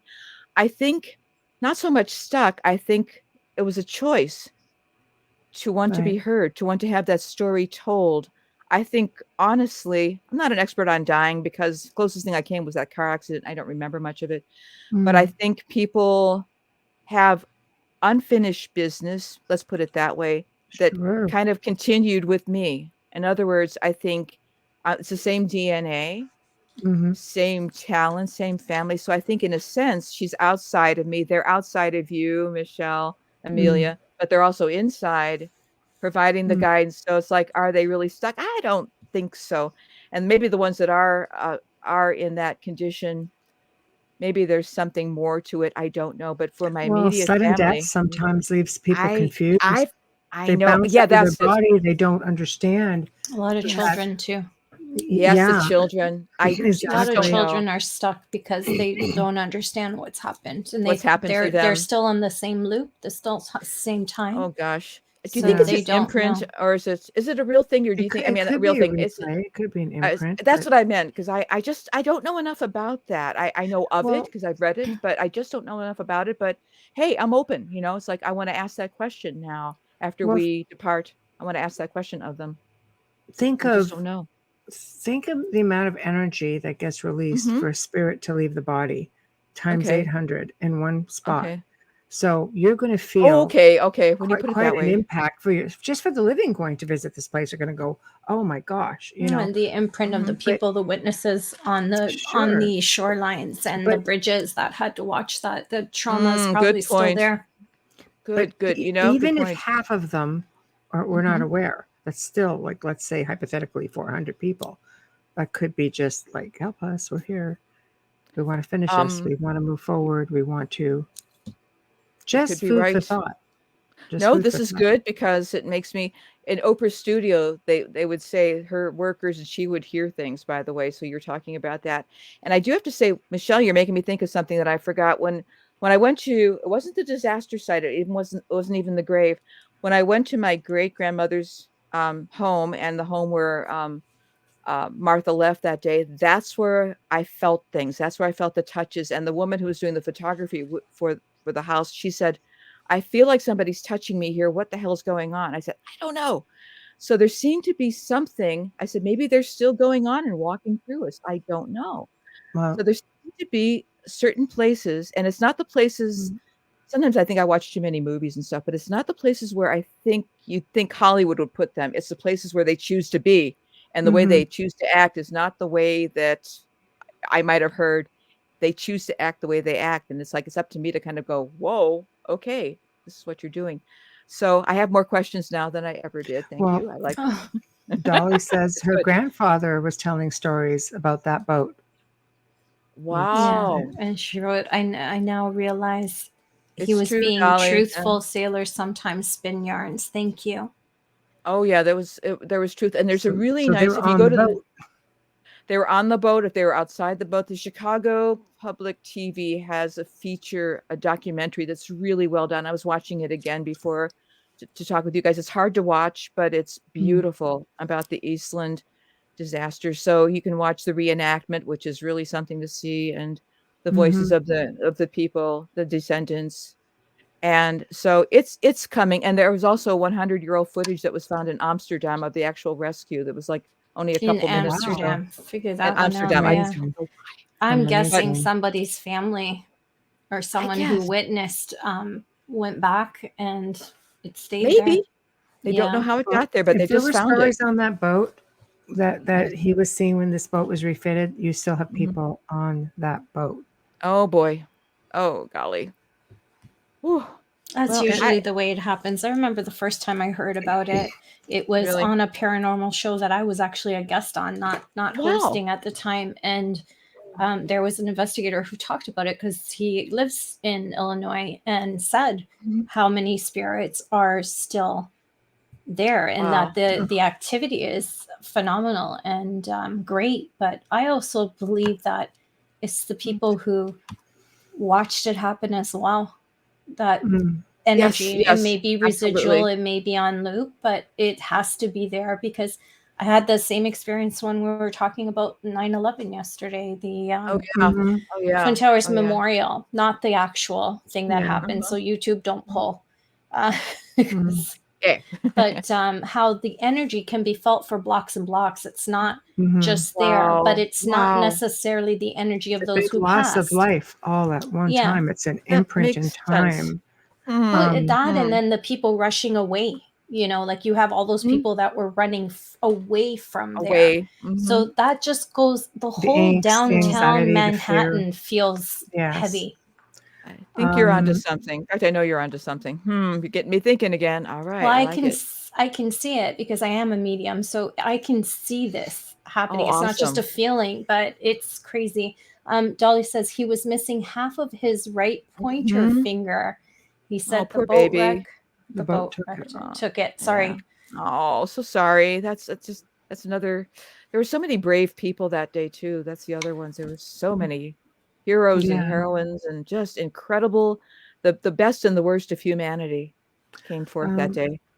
I think we need to while we're pausing, just do a Yeah. quick station and That's sponsor a ID, good idea. please. I'm having trouble seeing today, so Oh. sorry about that. That's all right. You I are gotcha. listening to I The Outer gotcha. Realm with Michelle DeRoche and Amelia Pisano, coming to you live from the beautiful city of New Orleans on 105.3 FM radio. Tonight we have Natalie Zett in the house, author of Flower in the River, a family story finally told. Stream or listen to our archives on the platform that you normally use. A shout out and thank you to the amazing people at Folgers Coffee for fully sponsoring our show from the very beginning. We love you and we thank you so much. And also a huge thanks for our intro and outro to Dr. Snick, the sonic surgeon, Justin Snicker, award-winning composer and musician. You can find his music on Amazon and Bandcamp. Check him out. He's on social media on Facebook and Instagram. And since we are a little bit on paranormal topic, and since we're on a Folgers topic, we have a lot of guests and listeners who will send in their version of Folgers coffee, gives them a little plug for who they are. Folgers actually does watch the show. So here we go. This one is from Renee Dykes. Hi, Renee Dykes here. I'm with Paranormal Adventure Events. Also, my team is Tennessee Night Stalker Paranormal Intrigue. And as people know, when you go on ghost hunt, you've got to have the go juice. And what's scarier than the mug that I have right here is not having this right here. I even carry my own K-cup coffee maker with me, a little mini, when I go on ghost hunts around other states. Yeah, that's how dedicated I am to Folgers. Thank you. I love her accent so my much. gosh. People are really creative. There's all Yeah. kinds coming in, and it's a great way to plug it, and it gives Folgers a kick. They really do watch the show, so it's always really a joy to get these things in. People send them in. Come on, We love them. keep We them love going. them. They sit in the archives forever and ever and ever. And I know just our SoundCloud archives go into the hundreds of thousands, sometimes millions, and I love never Renee's goes accent. away. I love her accent. I can't get enough of that southern drawl. I know. She's a sweetie besides that. So, so do you think, did your aunt still come around Is she still trying to give you messages, or once you wrote the book, did she just drop off? Was she happy? Oh, she never left. She never left. She's just here. I mean, she's just kind of part of the house, and part of the and house. she Keep things yeah, off the part of the fridge. house. Yeah. Yeah, she stay off the Don't fridge. put things on top of the fridge. Yeah. She's The a one thing guiding force. She's a guiding Yeah. force in the refrigerator, but she also she does.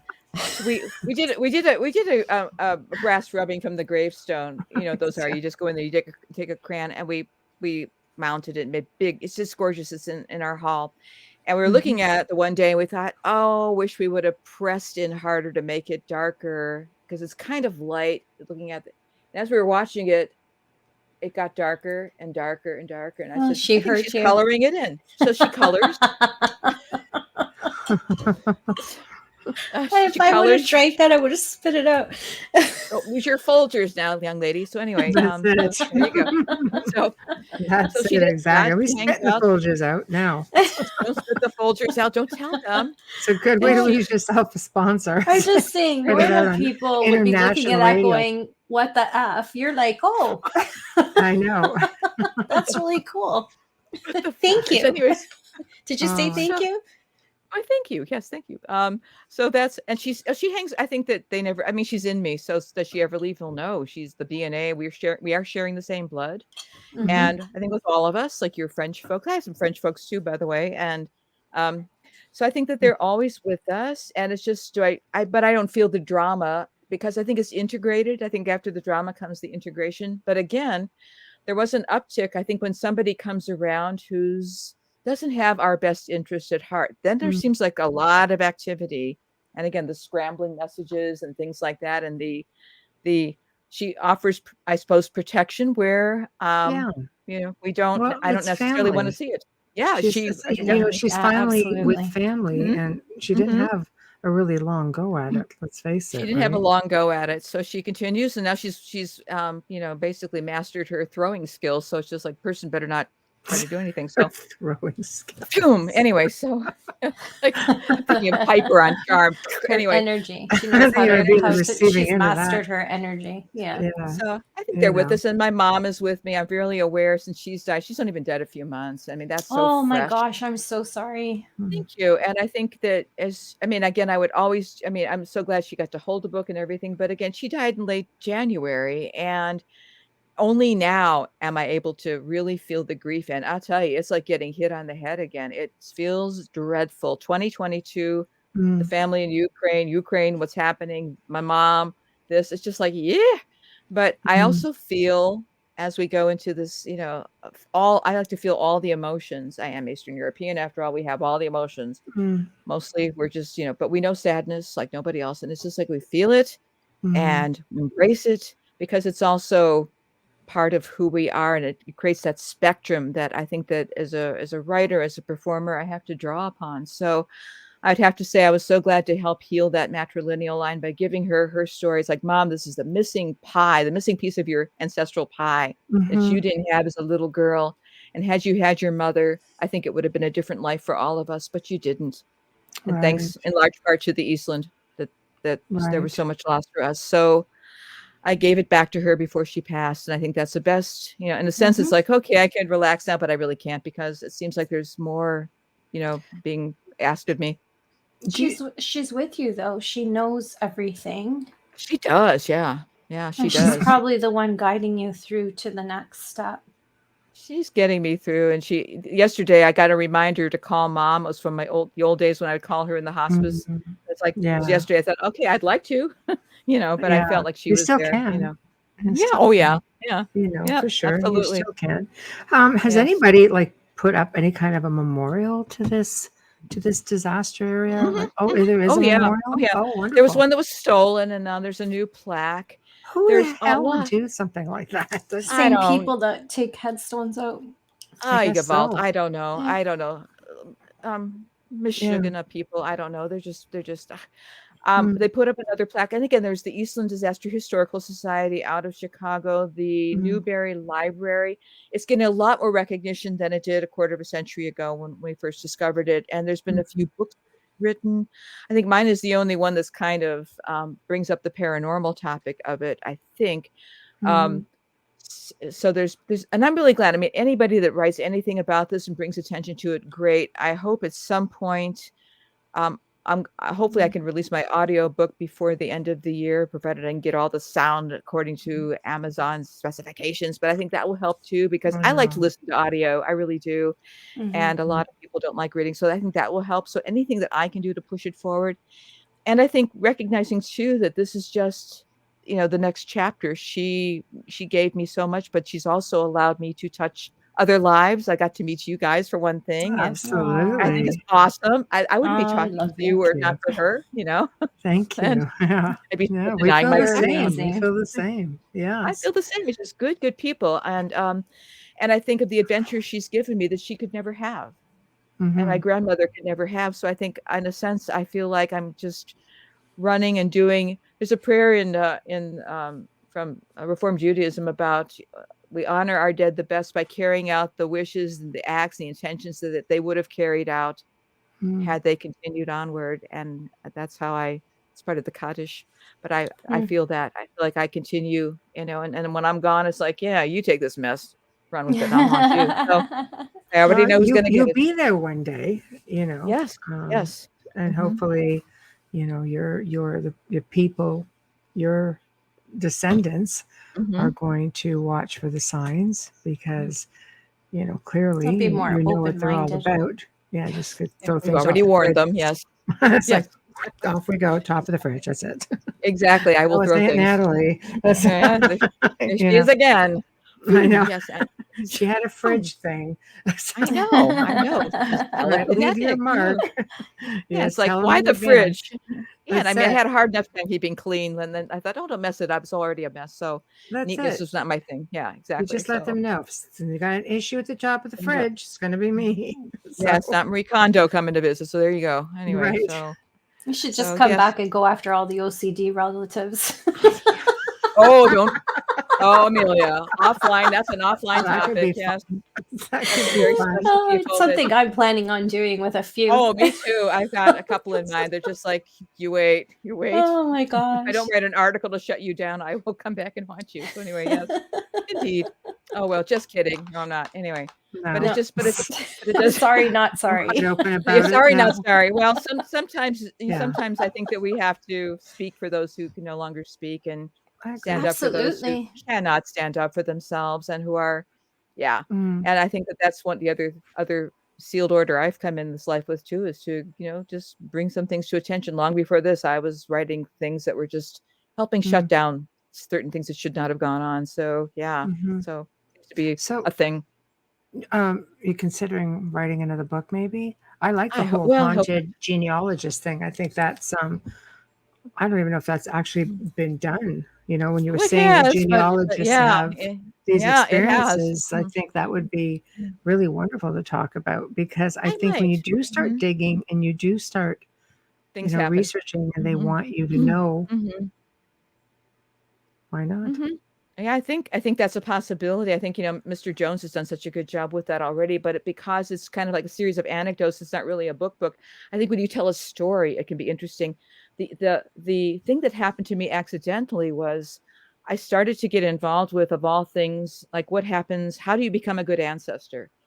Mm, One of those things is taking care of your estate now, mhm, so Hmm. your folks aren't left with this. And the other thing too is what I ran into, and it's rather ghastly, and I'm still processing it, is that people that have taken advantage legally of certain people and wormed their way into their lives because no one was there to stand up for them because they didn't have.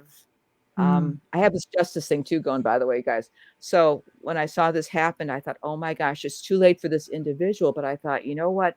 That's something that bears writing about too. So becoming a good ancestor means also advocating for the living, advocating for those who are about to depart. Like my mhm, mother, her wishes were honored, but right. Hmm. this didn't happen with this other person. And so her life, her estate, everything else seemed to be taken. Mhm, And it was just not a relative of mine, but it was something that I was privy to. And it was like, oh, so I thought, how often does this happen? So I've too witnessed again, often, that just recently, too just in the last often. few really, years. And okay. it's uh, devastating to watch it's that happen to devastating. someone. Yeah. Yes, yes. Mm, And you get the right grifters that move on in, and it's like, Oh, Holy and smokes, their folks. family, but Yes, not my yes. family, but her That's your family, but family. their family, yes. I tried to get involved, but it was, I even went I right understand. through to a trustee in the government and lawyers and everything, like just to protect her, even though personally she didn't really deserve it. But I can't stand to see anybody go through something like that. Exactly, But exactly. But it's good you did it. But that's, I mean, I didn't do anything because it didn't end up meaning anything in the end. They ended up with things they shouldn't have had. yes, I So totally get it. I think I totally get it. At least the vibe I'm getting from you feels like what we've just, well, discovered, not that went through it, yes. discovered.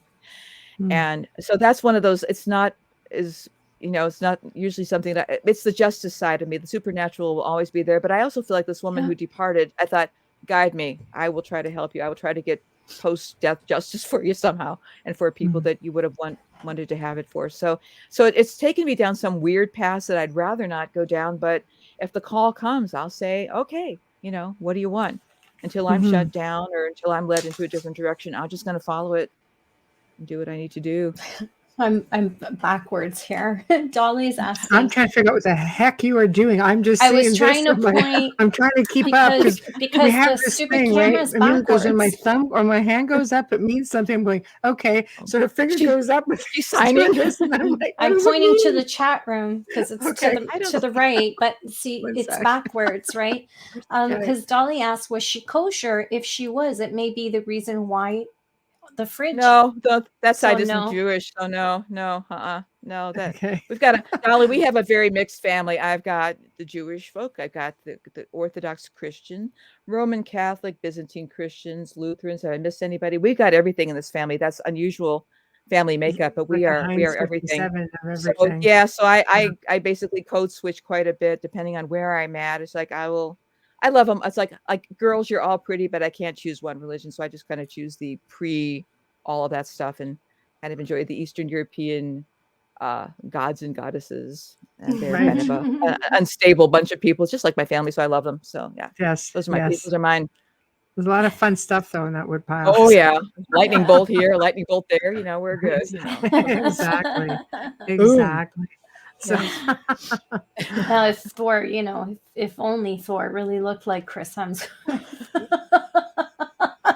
But anyways, there we go. that's just my dream. Sorry. But anyways, Just keep the dream alive. Okay, yeah. There you go. it's the only reason I watch Avengers. I think a lot of women do that. Yes, exactly. So Yeah. I had one comment I wanted to go back and get was this one right here because there's a lesson behind this one. Amelia? I think we all think that, Carol. Sure. I wish I would have listened to the stories that my grandma used to tell. My grandma's parents died when she was young, and her sister raised her. I don't know where my grandma was born, much less her parents' name. So, well, usually you start with the your DNA. grandmother's name. Yeah, DNA. Yeah, Well, you'll be able to find no more secrets. So if you start with the DNA, we're going to go into the science part of our lecture here, but it's just like if you start with the DNA, you can start any place really, but you can start with the intuition, the guidance. But the DNA is it's become quite sophisticated. So if you do that, if you're comfortable with that, that can reveal a lot. And it's like that labyrinth or like that, the rabbit hole. You can just go down and have all kinds of fun. So there's many places you can enter. Just be prepared for anything. If you have people who are still living, I think it's great. Talk to them, listen to the stories. It's sad because I feel that we don't take enough time. Life is so busy. No. And maybe it's a preference thing. Maybe it's just people have no patience. It's that whole Cats in the Cradle song that runs through my head. Oh yeah. Take the time and listen to the elderly in your life because they are your storytellers. Your library. They are. They hold everything. Because when they're gone, if you don't get it, chances are, I mean, at least in this generation, it'll be photographs and things, but it doesn't mean that you get cat videos. everything. Yeah. Well, yeah, for sure. It's true. You're right. And the thing is, too, in fairness to Carol and even myself, sometimes when we're young, we don't know to ask. We don't know what to ask. And the elders, like my Eastland folks, the people that they didn't want to talk about it. So my grandfather, when he came over, he lived with us until he died. he didn't want to talk about life in the old country when we heard about it, but Mhm. there's nothing I want to say, nothing, nothing to say. So it was too painful, too Right. horrible. Yeah. So, I mean, we try, but I want to encourage everyone. You can still get so much information, and you really can construct a story. It takes work. It's not easy. It's a really icky, weirdy, crazy path. But I found relatives over in Poland the last few years Mm. through the DNA. They were able to give me photos of people I never thought I'd see. So Wow. be prepared to be surprised. I think when you ask, I always ask, I said, I want to find you, help me. And you will be led by that still small voice and some science with DNA and whatever. Use every tool that is available. The tools are wonderful. Mhm. And I always wish everybody well on the journey. And again, you're going to find some stuff you think, whoa, close that door. But better to know, better to know. Mhm. But Oh, there's so much. There's so much. my There we go. niece Samantha. I Yeah. got to Oh, spend the wow. weekend listening to my great uncle's stories about fighting in Oh, Vietnam. There Yeah, you I saw go. the That's one pictures of you example. with Gigi. That's nice. But that's that's so one cool. example, right? Sometimes, That's a I great, mean, Yeah, you her have that mom's side. access, Yeah, relish that's in really it, cool. Yes, right? grab it, get that, and record it if you can. Record your elders. It's her Um, brother Tyler who had the experiences, who talked about all the facts of the Titanic when he was only very, very what? little and too little to What? know anything. It's her brother. Yeah. Uh-oh, a Yeah. walk-in. Yeah. Her Okay, I brother. like it. Yeah. Go ahead. Tell the story, Amelia. Well, he would Oh. tell us, he would give us facts of how many people were on the ship. Mhm. He believed he was the captain. He spoke like And how old was he he? was in that position. Oh Whoa. my God, like 3, 4, 5 See, and there you up go, until right about there. 9. That's what I wanted you to say. Yeah. And there Oh my was, gosh. it was before the film even came out, because I actually watched the film with him because they spent the weekend at my house. Yeah. And he just astounded me. Like, he was talking about how many people were in what Gosh. class, how they closed the gates. These are things Oh my that gosh. a young child Mhm. wouldn't know. And Exactly. it An was adult wouldn't know that. Oh my God. no, we all do now because You he's do told now, us for so but many years. I mean, he's oh my older gosh. now. I But was so born later in my incredible. mom's life, so I'm very close in age to my nieces and Oh nephews. my But Yeah. gosh. Oh it my was just gosh. shocking because to hear him say and name the crew, and he knew everybody. Samantha can vouch for me. I was Samantha. Oh my just gosh. It's in shock. incredible. Yeah, her brother Tyler, and it's just like, oh my Tyler. gosh, like Okay. So I was does like, Tyler wow. still know this? Does Tyler still I talk would about think this? so. He's much older. He Wow. talks about, he's very interested in anything. He still feels so strongly about it. Yeah. And Yeah. he Wow. knows Okay. everything about all the wars. My nephews, the My two, he and gosh. Jason are very, very knowledgeable when they were young, and they shouldn't have been. But Tyler, I've never seen anyone like him I Hmm. never ever. heard. I mean, I've heard of it, And but I've my never seen family's anybody. gifted. Like, I've never seen anything like him. Hmm. That young, to have that many facts and to be so well spoken, My and gosh. to Oh my Especially explain gosh. how so where little. he put himself in the ship, and how he put himself, Mhm. at the helm, and that he Whoa. made sure he knew everything. The Mhm. band stayed on and they continued playing. That's not just a saying, Zia. And I'm just like, Oh my gosh. I'm in my Especially when 20s you're going, like 3, you know? We what? need a book Like, out of this one. This is Tyler, incredible. yeah. Yeah, It's that's what just Tyler. makes like, it so Tyler's very fascinating is gifted. when Yeah. they Oh my say gosh, out you of the mouths guys. of babes, like that's just Yeah. Yeah. And that's No one censorship. his example. story never changed. His story And never when I changed. Oh my gosh. watched, no, because he loves to teach her kids about the Titanic. Samantha's Oh a my mama god. of 4. Oh my gosh. Oh Yeah. my gosh. This is so And cool. What a great, it's encouraging. I don't know. It's a great legacy, isn't it? he was my dad passed in Yeah. 2020, and he was amazing Aw. with my dad. He would always sit and talk to my father about the war and Oh my everything, gosh. because my dad was What a- born in 1930, so he walked the Okay. streets Okay. of Italy barefoot in the winter because of the Oh, war. he's from there. Oh my gosh. Oh. My dad, yeah. So Oh my so gosh. when Tyler talks about it, it's hard because you feel the emotion and the pain, and Oh to be a boy. child, like now, I mean, he's older, but when he was a Yeah. child, you would just Oh my sit there gosh. and not, They're talking. how do you comprehend that? Like, how does a child understand that kind of emotion? Oh Lord. Mhm. Lord. The, What a the family. What a family. The facts were crazy. The facts were That's crazy. incredible. That's incredible. My heart broke. And then when I saw the film, excuse me, Then what? all I kept hearing was him. Tyler? In my head. Tyler. Yeah. But Oh, I gosh, what a can't. story. I can't sit through the film like you can't sit through. I can't. It's too hard. I can't sit through the actual film of the Titanic. I can watch the first half because it's fictional. But when it comes to the other part where they lock the third class, I hyperventilate and I can't do it. So I can't even thinking about it. I'm emotional. I've never been on a cruise ship. I will never step on one. I've always had that fear, but he has a stronger connection than I do. But there's so many stories out there. You can just imagine. That's one amazing story. But anybody who says, oh no, reincarnation is a thing, past lives, you know what? I don't know. It's either one hell of an imprint or it's a past life. I'm sorry. Too young to have that kind of information. Yeah, just way too young. Calculate that. My brother wasn't into it. My sister-in-law wasn't into it. It's not like we discussed it. But that's usually how it was just crazy. The accurate ones, the true stories. It is just randomly children like, like I was here when I died. They're like, what do you mean? I'm buried over there. It's like, what?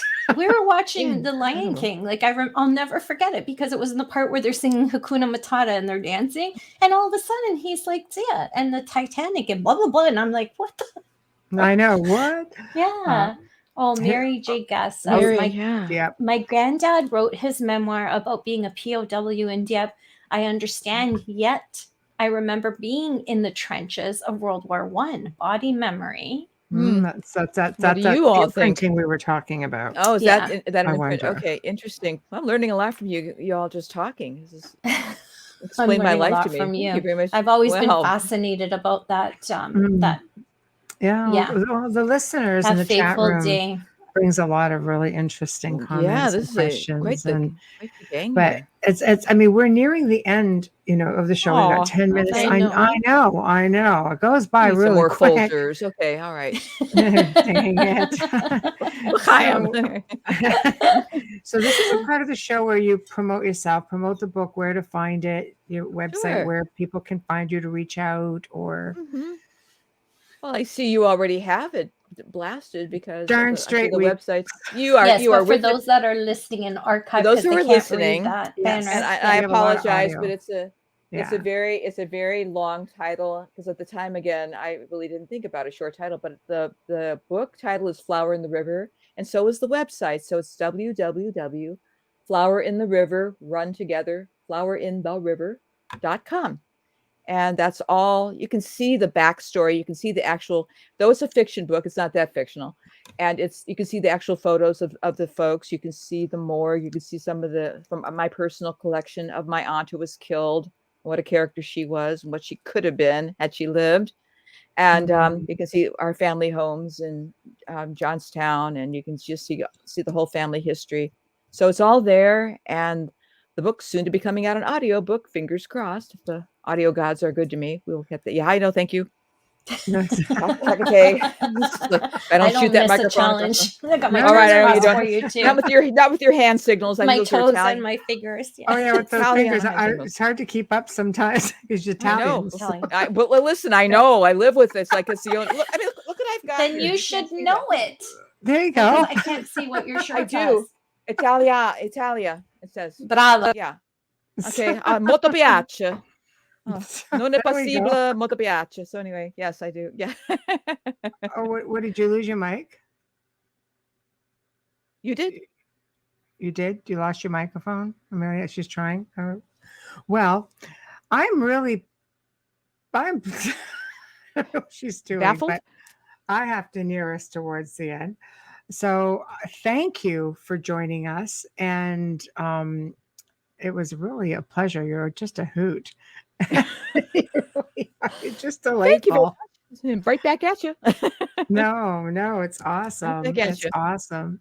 But yeah, if you do decide to do that haunted genealogy, or boy, oh boy, I know. I have your email now, Michelle, so I know how to find you. No, do. Yeah, please do. Please do. It's a good idea. You give me something to think about.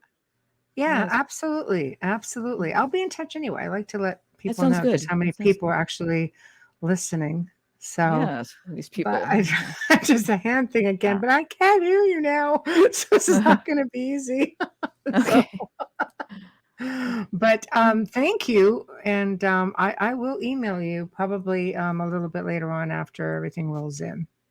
Oh, that sounds really excellent. You women are just incredible. Hopefully you Thank can you. hear me. You can hear me. Yes, we can. Can hear you Okay, fine. good. Oh, Okay, Amelia went Bubbles is away. gone. Okay, I'm sorry, Amelia. Something I said. I'm so sorry. I Go know. ahead. And down she goes. She'll try to come back in. Probably just has to Okay. reboot. It could be an internet Okay. thing. But thankfully, Okay. it's at the end of the show. So, Okay. I'm just going to sign us off. And then at least there she can come back in if she can make it. But thank you again for joining us. And Thank you. I'm honored. I'm oh, honored. pleasure. A true pleasure. And Oh, I will be in touch. that sounds really great. Okay, well, I'm going to try to sign off here, but you have a Oh, good evening and take care of Canada, okay? yeah, just for We'll be you. there in the basement with cousin Helen. Okay, all Now right. just Take swim care. across the river. I'll get you. Okay, would you? Love Yeah, it. sure Okay, will. take All care. right. Bye-bye. All right. Thank you so much. Bye. Bye-bye. Well, we have come to the end of another amazing show. We lost Bubbles. Thank God she held on for the majority of the show. Big thank you to Natalie for joining us. Gosh, what a breath of fresh air she was. Big thank you to Folgers Coffee. Big thank you to Dr. Snick, aka Justin Snicker. If you guys want to contact us for any reason, and I know I got a lot of people to get back to, and I will, I promise. I have been filming a documentary, and the documentary has been filmed here, so pretty much everyone has been here. But contact us at the outer realm contact at gmail.com. Again, the outer realm contact at gmail.com. I will make a point of getting to everybody. If you enjoy whatever platform you are listening to the show, please subscribe. And don't forget the Folgers commercials, guys. Keep them rolling. As you can see, millions of people see these things. They go into the archives. It gives you a great opportunity to promote yourselves and have a little bit of fun because Folgers does watch. Also, please do not forget to go and vote at podcastawards.com, Bubbles in the House, and find the Outer Realm Radio under Best Female Hosted Podcast and the Adam Curry category. Tune in next week as we welcome back real dear friend Dacre Stoker, who is the great grandnephew of Bram Stoker. He has been on a few times before, but it's been quite a while, and he's got a lot of stuff going on, so we're definitely going to connect with him. Also, back on Thursday, Sean Williamson from Scotland comes back, and he'll be discussing his new book, Questus, which is being released. And I think he's going to have a special treat for us. He's going to bring someone along with him. So we're going to have a whole pile of fun with that. Now, tomorrow night, no, we're not here, but you can catch two more great shows. Catch the Church of Maybus at 8, I think, yes, is it 8 p.m.? I think it is 8 p.m. Eastern. And of course, the Centralists. So if you guys want some really good getting into the politics and everything else, we've only got one political show on the network, and that's with Joe Montaldo, and that is the Centralist, which is up for also a podcast award. So go and check him out. Again, guys, there's lots of people to check out, lots of people to vote for. We're all in different categories, so you don't have to feel like, you're choosing one over another. Of course, you might choose us anyway, but it's just, that's the thing. But I'm kidding. Anyway, I want everyone to have a really great weekend. We are going to leave you with this, of course. Bear with me. Here we go. It's time for you to get out and nominate your favorite podcasts. There are 5 shows I want you to consider for the People's Choice Podcast Awards, the longest-running premier awards event in the podcasting space, open to shows worldwide. Vote at podcastawards.com to nominate the following shows: Writers and Illustrators of the Future podcast in 3 categories: education, storyteller drama, and art.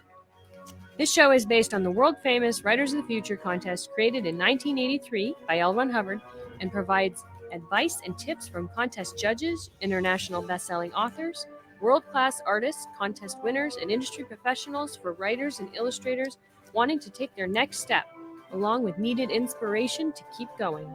The next one is The Centralist, in the category of politics and news. The Centralist is a much different news and political program which is not deemed as opinion news. Listen as Joe Montaldo brings you just the facts from trusted sources, which will allow you, the people, to make up your own minds on the various stories being reported on. The next one is UFO Undercover, in the category of entertainment. This show brings you some of the most revealing and current research that is being done with respect to alien abductions and contact. Host Joe Montaldo has been an abduction researcher for over 35 years and is uniquely qualified to bring you live interviews with some of the most well-known researchers in ufology. The next one is The Outer Realm, in the category of Best Female Hosted Podcast. The Outer Realm is a very popular show hosted by Michelle DeRoche and Amelia Pisano, which has millions of listeners each week. They are well known for their laid-back, roundtable style of interviewing. Together, this dynamic duo brings you the best of the best, with guests from around the world who are well-versed within their respective fields of ufology, paranormal, cryptozoology, folklore, and anything else that would be deemed outside the realm of normal. The next one is Chasing Prophecy, in the category of society and cultures. Take a ride down the rabbit hole with Jenny Nicasio, Sean Kelly, and Jason Iampietro, where each episode brings a roundtable approach to conversations about supernatural phenomena, hidden secret societies, underground bunkers, magical conspiracies, the paranormal, cryptic creatures, aliens, ghosts, legends, and myths from around the world. Chasing Prophecy dives into topics that entice the imagination and seduce the mind, some of which are taboo. So go to podcastawards.com and vote for these 5 shows and any others you enjoy listening to. That's podcastawards.com. Take a moment and go out and vote. Good night, everyone. Have a great weekend.